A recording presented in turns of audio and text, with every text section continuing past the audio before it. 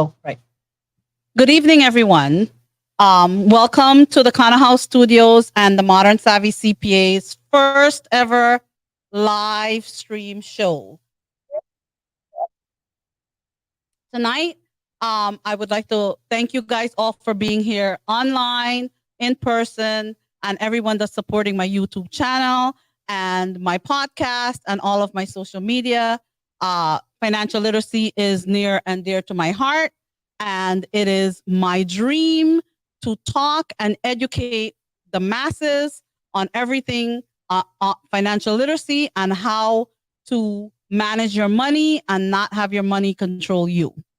So tonight we're going to talk about a few different things relating to what you earn and how it has nothing to do with what you keep.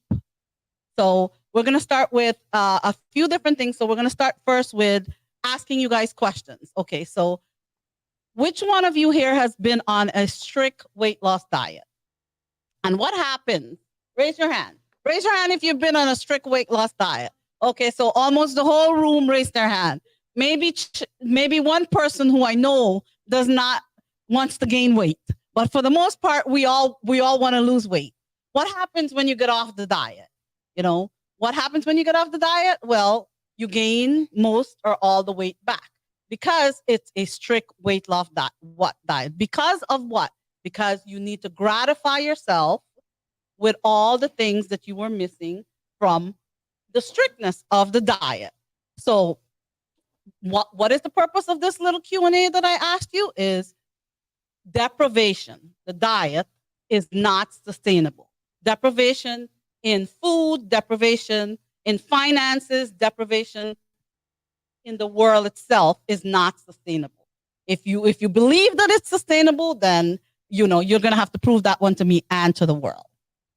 So instant gratification will make you sick. How often when you got back, you start binging on all that food? It's either going to make you sick for that moment, or it's going to give you diabetes later, or, it's going to be something, some way, shape, or form is going to make you sick. Sometimes mentally, physically, and definitely, so that's in many ways, it's going to make you sick. So one of the keys that I preach about financial wellness is moderation is the key to life. Moderation is not only a key to your diet and what you're eating, physically putting in your body. Moderation in finances is actually the key to living well. So that is what one of my main goals is, to teach you how to be moderate about your finance so you can live a mentally, physically, and financially well life. Today, we're going to focus on the topic that you guys saw what we're talking about, which is high salary does not equal wealth. Many people, when you're looking at the Joneses, we're going to talk about the Joneses a lot. So tonight, we're going to talk about the Joneses a lot. So you're going to see pictures in your mind about the Joneses when I'm talking about the Joneses. So when you look at the Joneses, you're going to say, okay, they're making a lot of money. They're six-figure earners. They have the fancy car, the fancy house, the fancy clothes, and everything like that. Are they wealthy? So I always pose this question to many of the people that I speak to individually. What is the difference between a wealthy person and a rich person? So in my opinion, a rich person is a person who makes a lot of money. A wealthy person is a person who has net worth, who's keeping the money that they're making.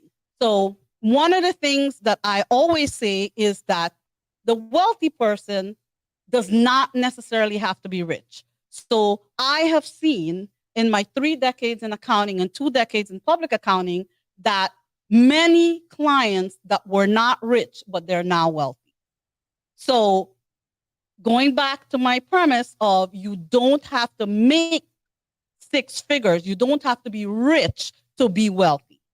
So you have to always think about, what does that mean to you?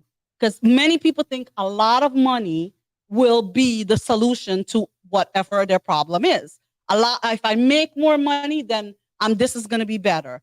But that is not true. I have seen people who make less than $100,000 as couples send their kids to college, buy their house, Ivy League schools, go on a vacation every year, redo their things, still save for retirement, and live comfortably.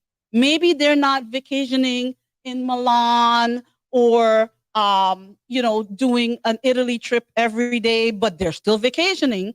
So we can do all the things that are on our list within moderation.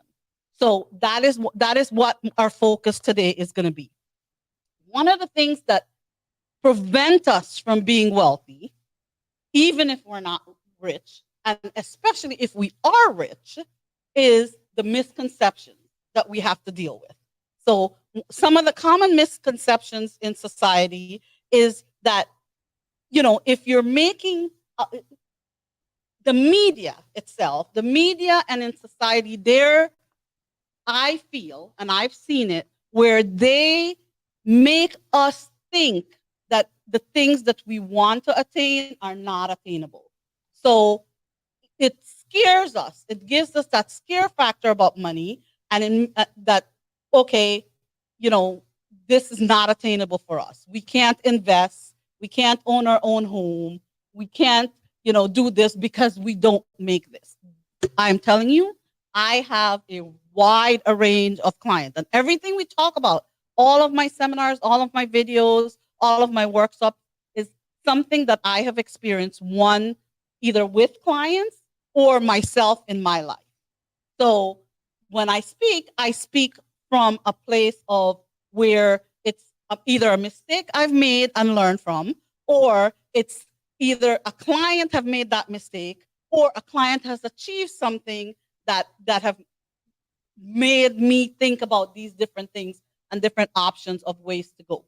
So we're going to continue with, so the main question that everybody has always been asking me when it comes to personal finance, and that is, why am I always broke? And where did my money go? I'm making all this money. Why don't I have any money left? So we ask this question, but we don't think of our finances as how we think about our health. So I've been giving my clients a lot of this question all the time. When years and years ago, when I remember Little House on the Prairie, when I'm dating myself, but I'm not that old. I remember the Little House on the Prairie. You years ago, not even years and years ago, you would go to your doctor. They would give you a medicine. You would know nothing about the medicine. They tell you, take it and call them in the morning. You don't know what you have. You don't know how to be proactive in solving whatever the problem is.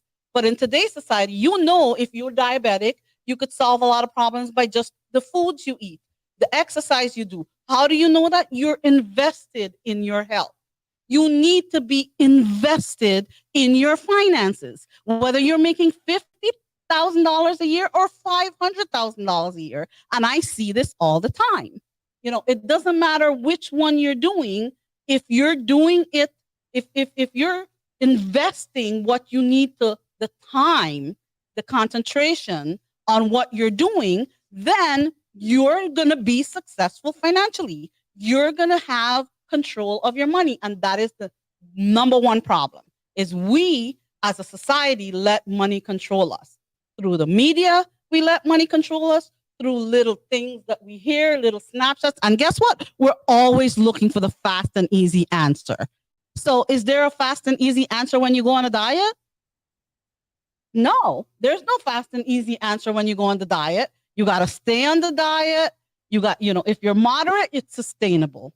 If you're depriving yourself, you're going to end up where you're going to end up at the end of it. So it's the same thing with your finances. If you want to go on a binge finance thing and cut everything off, in 6 months, you're going to go back into that. So you have to make your finances and financial wellness a part of your life, just like you make physical wellness and mental wellness a part of your life. It needs to be part of your wellness track. So I am here to tell you today that it's not something that you see on Instagram. Only listen to me on social media. Okay? Only listen to me. Because if you ever want to look at my qualifications on what I'm telling you and what schooling I've been to and how long I have had this experience, you will be able to vet me. Anyone, with joking aside, anyone that you listen to on social media or on the media in general, make sure that you vetted that person. Don't just listen to the 3 hacks to how you're going to not pay tax on real estate. Because those little things are like binge dieting. Okay? You only hear part of that story. And when you do listen to whoever you're listening to, because we all, don't deny it, we all get some type of our financial literacy from just listening to 3 of those hacks or the 2 60-second things on Instagram that you're listening to, but you're not following through on what you're doing. You're listening to those 3 things. Okay, these 3 things. That is just 0.111% of what you need to learn. It's your starting point, and now you need to investigate what it is. And even if you're listening to somebody and you want to believe what they're saying, make sure you're vetting them when you're doing that. Because one of the issues with finances today and financial literacy is our miseducation on finance and our financial illiteracy. We are financially illiterate. We have made our society to be that way. And then we're afraid to actually spend a little bit of time. So that's the other question I want to ask you guys. When you're in starting off something, you always have to invest that time, right? You have to invest the time to start off, to set your stuff up. When I call my bookkeeper, Vicky, and ask her, how much is it to set up someone's books? So it's going to be a startup fee because she's going to have to spend that time. That person is going to have to spend that time. You're going to have to invest the time with there. It's the same thing with your finance. And one of the things, a lot of people, I want to do good with my finances, but I don't have the time. People who tell me that they're too busy for something means to me that they're not prioritizing it. And if you are not prioritizing your finance, whose fault is that? Then you're going to come back to the question that you're going to ask me, why am I always broke? And where did my money go? If you tell me that you have looked at your finances and you still don't know where your money is going, then something is wrong with what you're doing. Money management and the control of money is not that hard to do. I've seen it where $50,000 of a salary people do it, $500,000 of salary people do it, and I've seen it vice versa, where the $500,000 person can't do it, but the $50,000 person can do it. So again, I'm going to reiterate, it is not how much money you make. It's how much money you keep. We live in the greatest country in the world. Looking at our national debt, I might not be so sure about that right now, but we live in the greatest country in the world. And I always talk on my podcast, if you've ever listened to the podcast, is if you want a pair of shoes, you can get a pair of shoes. Do you want that pair of shoes from Walmart? It's going to get on your feet. It's going to work. Is that where you can afford to buy that pair of shoes right now? Or are you going to go to Saks and get some red bottoms? So you now are going to tell yourself, we lie to ourselves about finances all the time. It's okay for us to lie to ourselves. But when we start believing the lie we tell ourselves, that's the problem. So tell yourself the truth about your finances.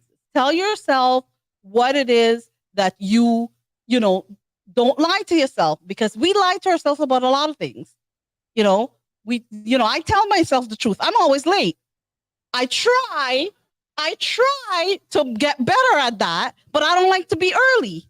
So that's one of my problems. I have a fear of sitting there doing nothing, but I still try to fix that problem of mine. So once you half of the problem or half of the answer is telling yourself the truth. And that works with finances, telling yourself where you are. So there's there's actually 4 things that I want to discuss with you guys about what I believe the solution is into starting out practicing controlling your money.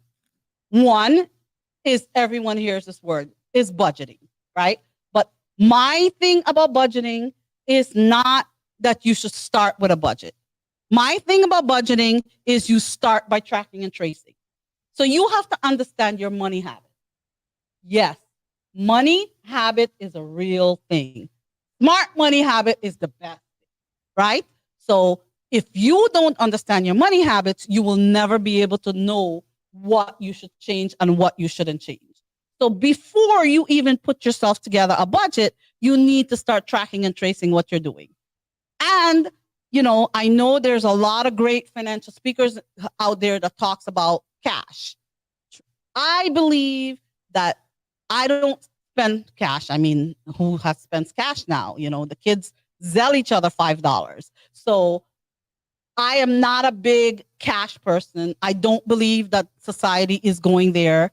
I believe that I actually believe in credit cards. I don't use debit cards because I don't feel that they have the protections that credit cards have. But you have to be disciplined when you're using your credit card. So I will give you the advice that I gave to my son about credit cards. When he got his first job and his first credit card on his own without me, he says, "Mom, when should I pay my credit card bill?" And years ago, when I got my first credit card, I couldn't look it up on the internet, right? I couldn't see what my bill is. The bill comes at the end of the month, so I had to track it. I did have a hard time doing that.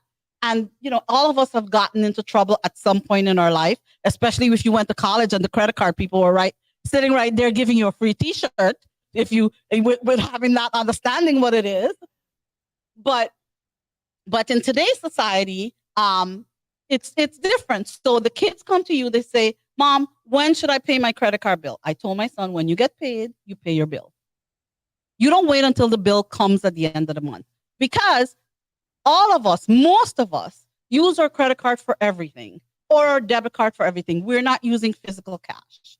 So I don't believe in using physical cash because you can't track it.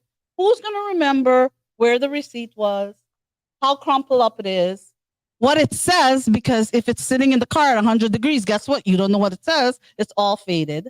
But when you have your credit card statement, and most of these credit card companies have a financial wellness, a financial education. It's out there. If you look for it, it's there. Look, seek, and we shall find, right?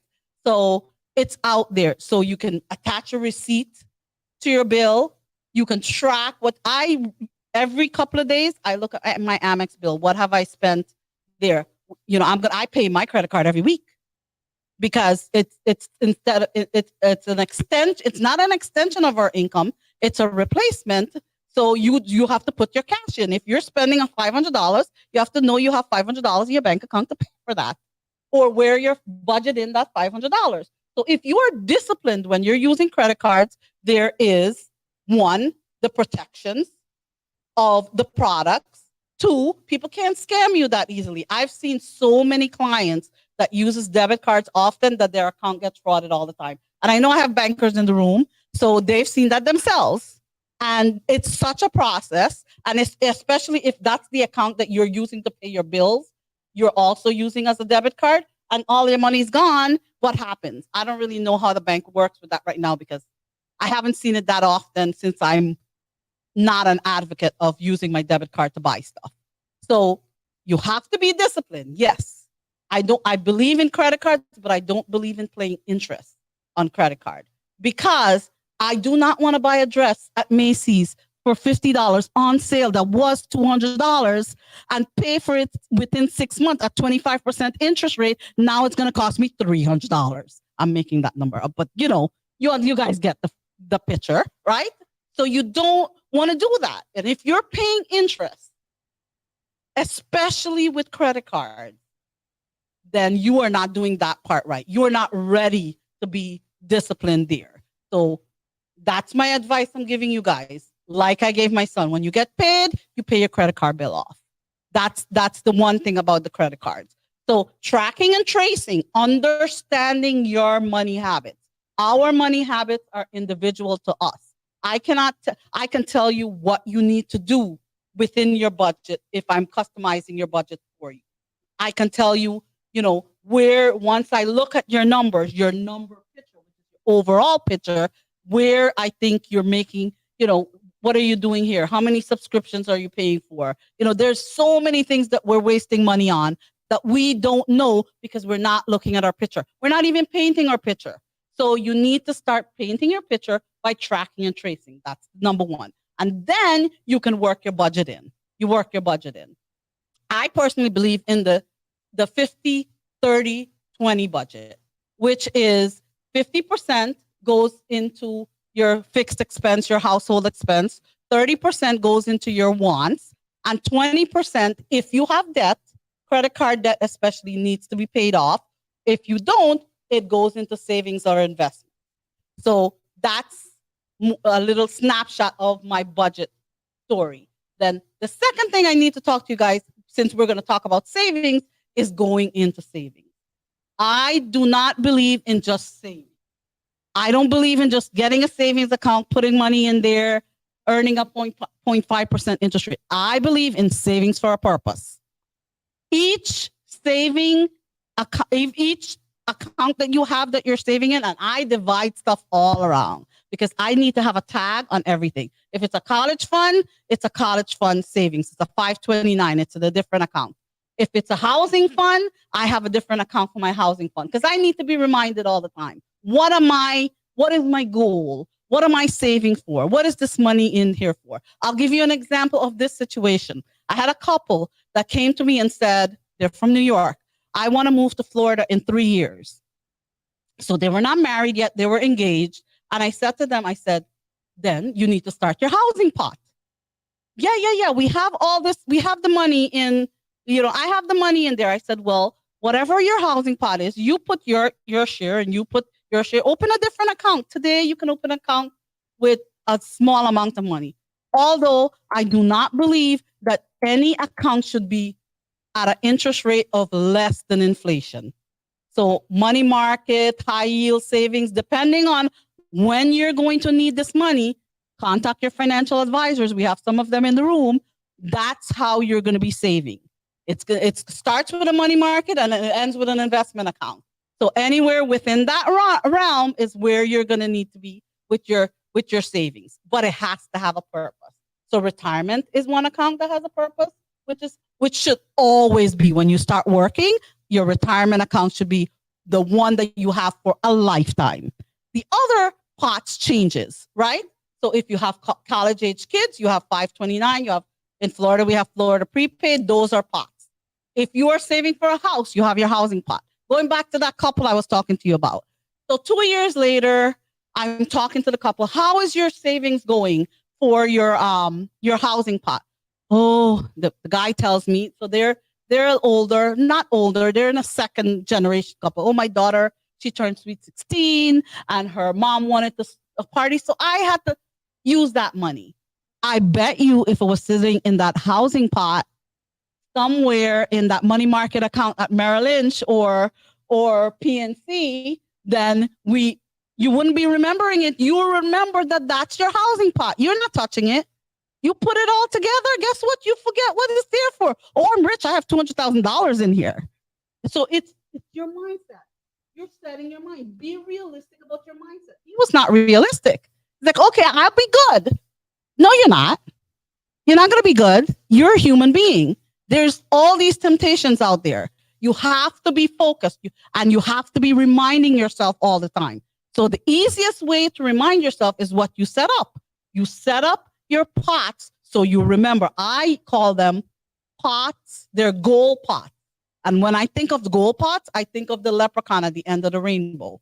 So the end of the rainbow is where I'm going, right? So all these pots are going to have an end of the rainbow to it. So that is what I believe in about with savings. So after we go into savings, we talk about investing. So When you're saving, you're investing. So whether it's your emergency fund, which is one of your goal pots that you should have, there's two goal pots that you should always have. One is your retirement. So when you start jobs, you start with your retirement account. Two is your emergency fund. The retirement account is something that you will be investing long term. So depending on your age and your financial advisor's advice, it's age based on how aggressive, what your situation is, what your personality is, on what that should be invested in. Definitely should be diversified. That's all the investment advice I can give you. I'd be diversified. Then, so the second is an emergency fund. Usually the emergency fund is a short-term thing. My emergency fund is personally in a money market account. So it's in a money market account that's at least earning interest at the rate of inflation. Why do I say that? What's inflation? Inflation is how your money devalues. That's the easiest way to say it. Meaning if you have $1 today and you still have that dollar in 5 years, eggs cost 99 cents. Well, I don't know when, but let's pretend it's today. Eggs cost 99 cents today. 5 years from now, eggs could be $3, but you still have that $1. Did you lose or win? You lost. So if your money, wherever it is not invested at the rate of inflation or above, you're losing. So the whole thing about putting it under the mattress does not work. So you not only need to be saving, you need to be saving smart.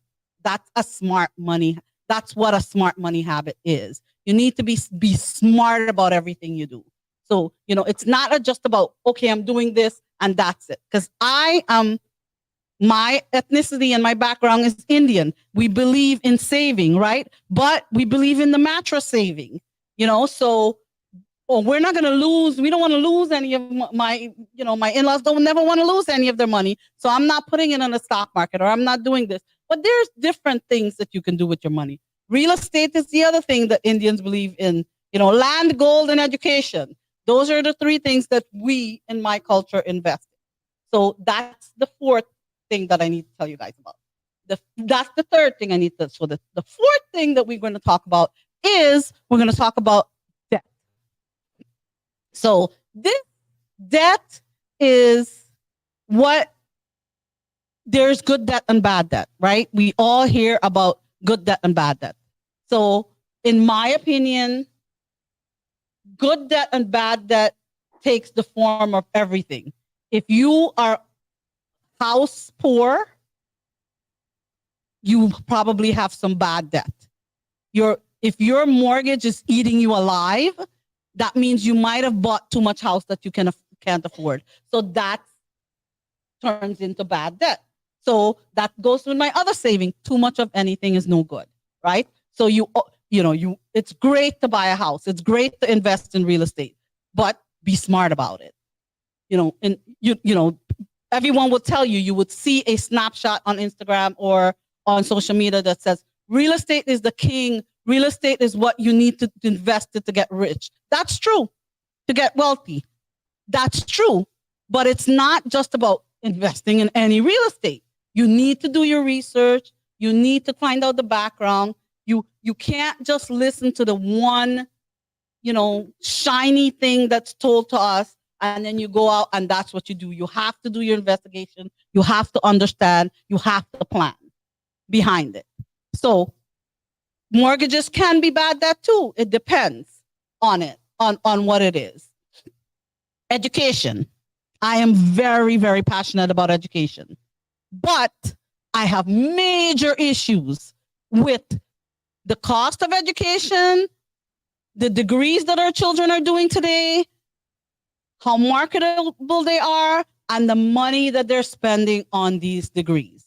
52% of college debt are taken by kids who do not graduate.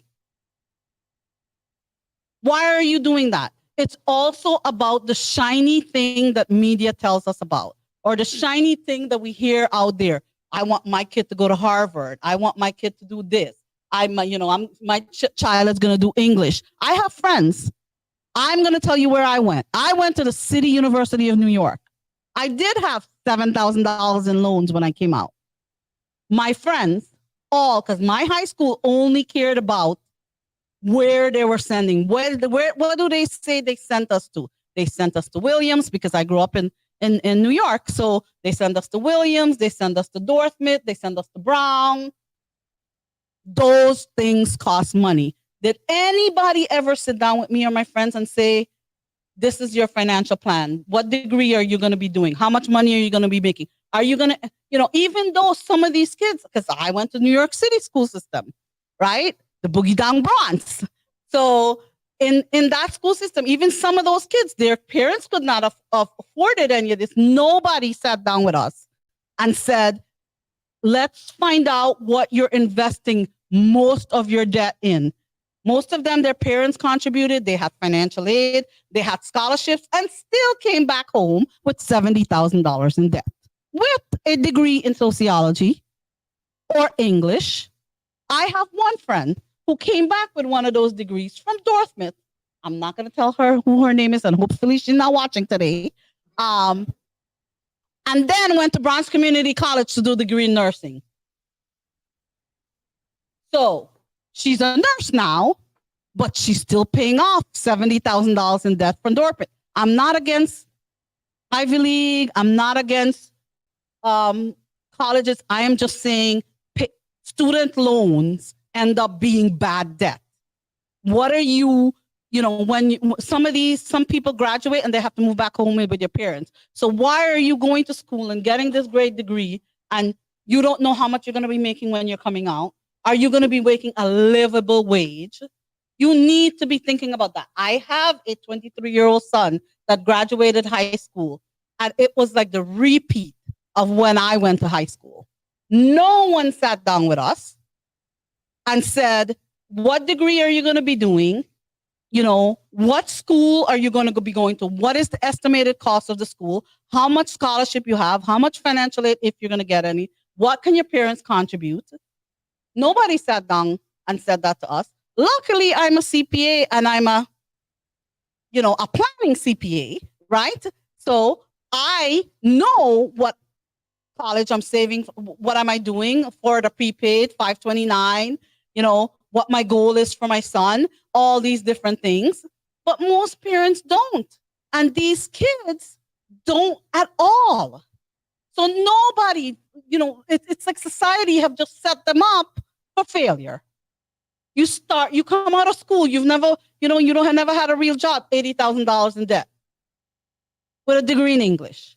I mean, because that shiny school that you wanted to go to, that's all that was the concern. The concern was, I want to go here or I want to go there. Why?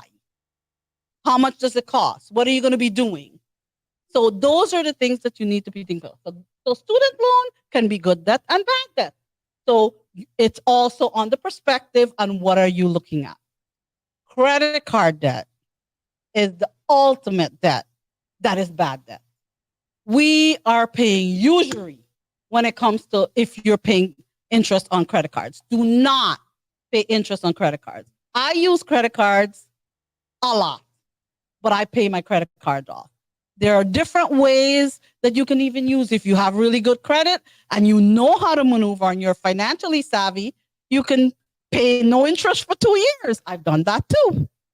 But I do not pay interest on my credit card because I am not going to pay any extra dollar for the something because I love a sale.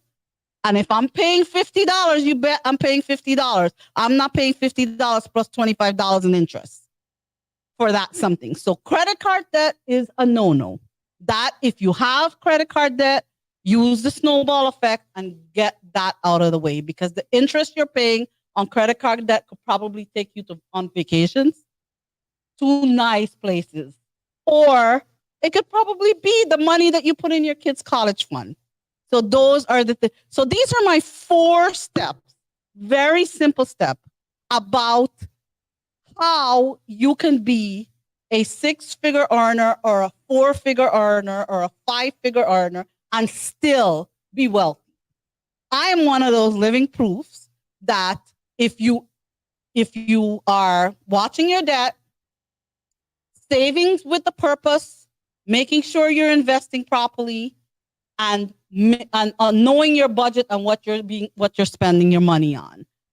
The last thing I'm going to tell you guys about rich people, which are people who make six figures and above, is it's easy for those people to want to keep up with the Joneses. They're expected to keep up with the Joneses. They're told to keep up with the Joneses. They want that Tesla.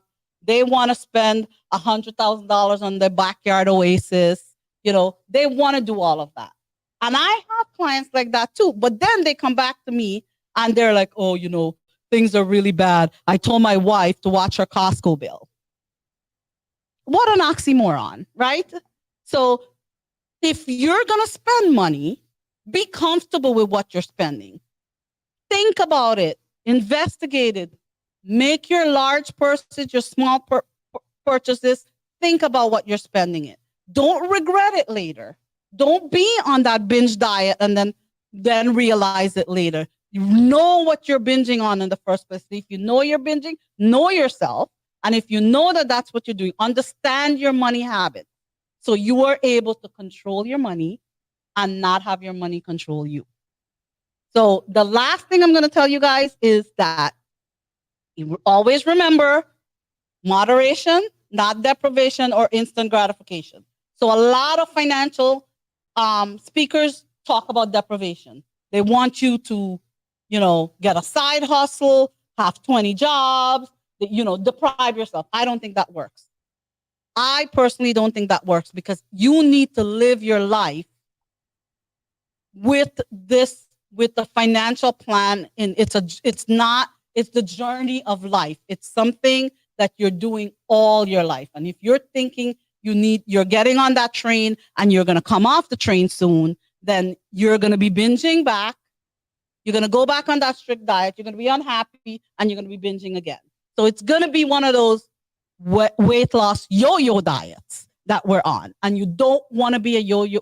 With a yo-yo diet with your finance, you're going to end up not building your wealth and not doing that. And like I said, we live in the greatest country in the world. You can get your dress for $20 on Amazon or $2,000 from Saks. What is the point? You have a dress, right? And trust me, most people don't know where you got your dress from. And if they do, who cares? What you're comfortable with, forget about the Joneses, because trust me, I do tax returns for a living. I see what people's books look like. I know that on the outside, what it shows is nothing compared to what the inside looks like. So the Joneses are lying to you. So stop keeping up with the Joneses because they are lying to you. That is the end of our conversation. But guess what? I'm going to ask you guys some questions. Anyone want to ask me a question? Yes, ma'am. Not everyone is disciplined with credit cards. So not everyone, if they know they don't have to pay it at the end of the month, many times they don't. So now you're seeing that 30% interest on a store card and maybe on a Visa, I don't know, 25, I don't know because I don't pay interest. So my suggestion to those people are get an American Express card. So you have to pay it, and not a revolving card. So what would you say? I mean, do you have anything to add to that for people who are not good at paying? So don't get trapped in getting the card just for the rewards. I do have an American Express card and it's awesome with the rewards. And my kids love going to the lounges. They make me go to the airport early now so we can go eat at the lounges. Okay. But when I list the benefits of my American Express credit card, and I do look at my budget and what I'm spending on my American Express credit card, and I look at the rewards, they pay 10 times over for what I'm doing. Because I'm paying my credit card off at the end of the month. I'm making sure if I'm spending my $50 credit that they're giving me on Saks, I'm getting a robe if that's what I need to get for $55 and I can pay $5 for it. Where I'm using them for travel. So you can use your points for different things. So what I would tell everyone is, yes, get an American Express card where you're forced to pay that off at the end of the month. If you are not disciplined enough with your card, then maybe you shouldn't use credit cards. If you are not disciplined enough, maybe you shouldn't, because if you are not, if you're going to look at your budget and look at what you're spending and track and trace, then credit cards will work for you. It gives you lots of benefit. It protects you. It protects your products. With American Express, we get, I hope they're going to pay me for this because I'm talking about them a lot. American Express gives you no questions asked returns if you're having an issue with. So I do not use debit cards to purchase. The only reason I use debit cards is to get cash out of the machine when I can't steal it from my husband's wallet. Yes, my dear. As a CPA, I am sure you come across business owners' books. In your opinion, how often are business owners taking the time to set up their retirement accounts so that they can invest in their future? Or are you mostly seeing that they are focused on the business and kind of getting that cash flow going, and then years down the road, starting out the retirement? What is your opinion? As a financial advisor, we know that starting early is important for compounding interest over time. But what are you seeing with business owners, and what's your opinion on that? So I am not usually very nice to my business owners.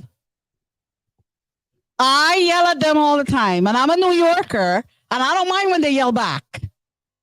People are like, "Oh, how you could talk to so?" I said, "No, but we got a rapport going, okay? We're talking, but by the end of the conversation, we're good. We probably would be drinking wine if we were together." And, I have some clients in the room, they can vouch for that.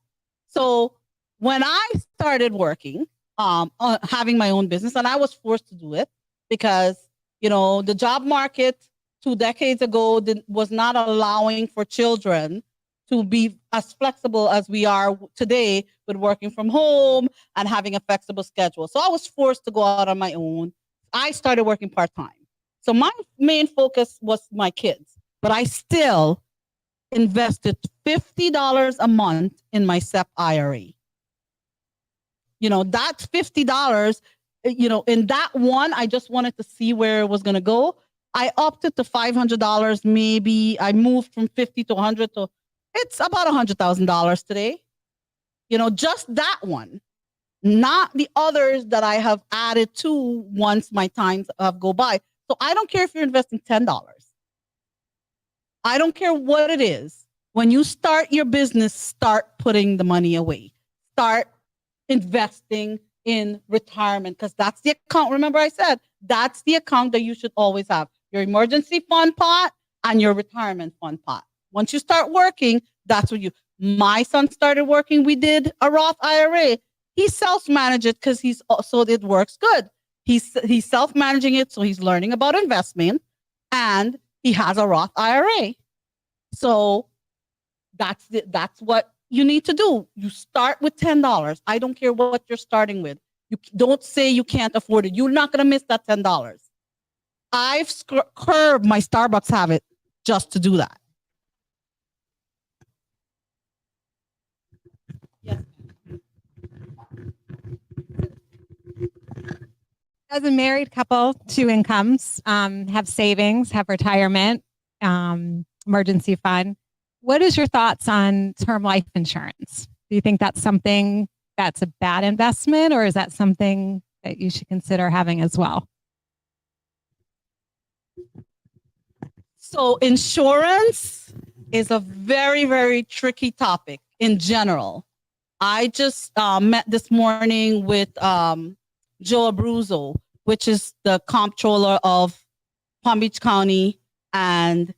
that is my number one issue with living in the state of Florida: auto insurance, homeowners insurance, and my insurance guy is here today, and so he's heard all the things, but he doesn't take any of that for, he knows I'm just venting. So I believe that with every kid you have, you need to have a term life policy. So that's how I did it. When one kid was born, I had a policy, my husband had a policy. Second kid was born, I had a policy, he had a policy.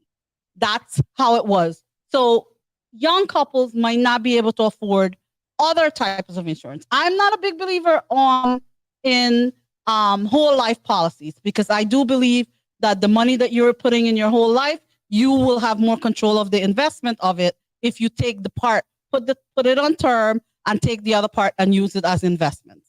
That's my belief. There's many things about insurance that we need to look at and has different avenues, but that's how I've done my stuff.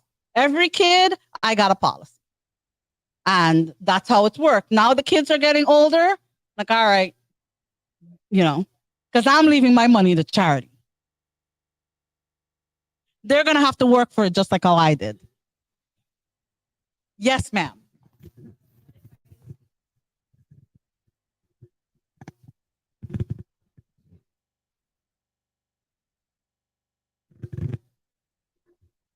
So we're going to go back to planning.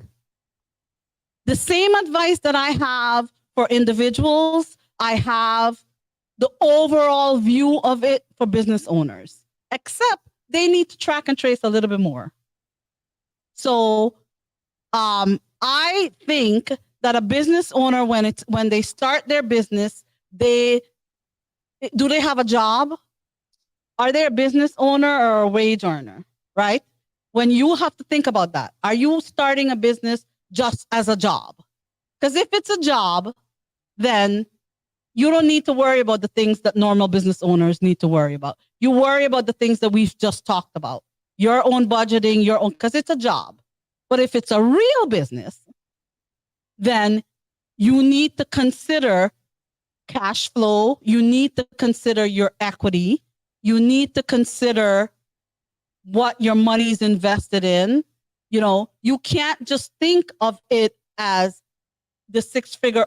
If it's the same concept, if you're a six-figure earner in a business and you're bleeding the company dry, then it's a job to you. It's not a business. So if you want a business, you want it to be an asset. You want other people to invest in you, because my belief when it comes to businesses is you use other people's money, and other people are not going to invest in you if you do not have good financial books.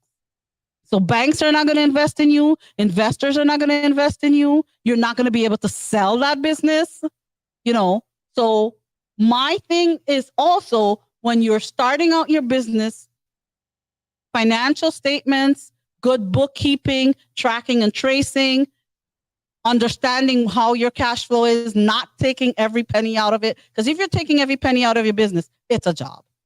It's not a business. So you have to consider which one it is. Vicky has a comment. And then I think, Cash flow is important, as we know, when we have businesses, just like you need cash in your checking account. But to your point, and I deal with business owners all the time. That's the bookkeeping I do. I believe in an expense audit twice a year. I tell my business owners, if you want to take your money out, you can. It's your money. But take it out as a management fee. Take it out as a monthly owner's draw in addition to your salary. Because if you're just taking money out for a personal vacation, we can't do a good cash flow projection in your books because you're using personal money. Does that make sense? Am I saying that properly? Let me elaborate on that a little bit. So I know this is supposed to be a financial talk on personal finance, but we have a lot of business owners. In today's society, the reason why we need more accountants and bookkeepers is because we have a lot of entrepreneurs that are opening businesses. And I believe that is going to be increasing between 15 and 20% every 5 years. So There are more people who are owning businesses, but they don't understand the business management part of it. And that's where the cash flow projection comes in. That's where having a good bookkeeper, having a good business coach, having a good tax planner, and not just a CPA, having someone that's a business planning, tax planning person. Because doing the tax return is not that hard. It's what comes up to getting to the tax return. Are you planning properly? Because by the time you get to the tax return, it's too late to plan for taxes. It's too late to have a business plan. You know, it's too late to be thinking about your accounting on where you can save, where you're expensing, where you're spending too much money. And having an expense audit could tell you a lot of things. I have a client that was very fee sensitive, AKA she didn't want to pay me to do anything for her, but she was a very nice person. I sat down with her just 1 hour, just going through some stuff. I'm like, are you getting the benefit of paying this $500 a month to this newspaper? Like, am I still paying that? Yes, you've been paying it for 5 years. That's $6,000 a month. Have you analyzed what the benefit is from the $6,000? She didn't know she was paying it. So she could have paid me $1,000. I could have looked at her books very nicely. She could have saved $20-something thousand in the last 3 to 5 years.